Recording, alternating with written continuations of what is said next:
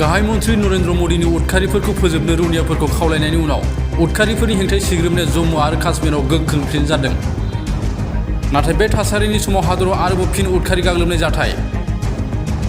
थांनाय माखासे सान सिगां जम्मु आरो काश्मीरनि काठुआयाव जानाय उदखारि गाग्लोबनाय जाथायनि उनाव फिन खेब जम्मु आरो काश्मीराव गाग्लोबनाय जाथाय।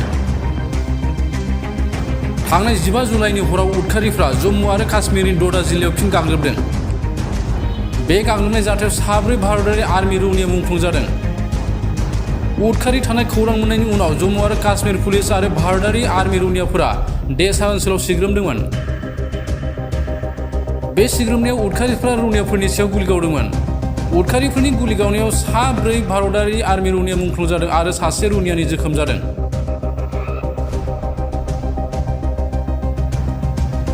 मख'नो गोनांदि थांनाय 32 दानाव 40 रौनियाफ्रा जम्मु आरो काश्मीराव उदखारिफोरनि आखायाव जिउ खोमानांदों।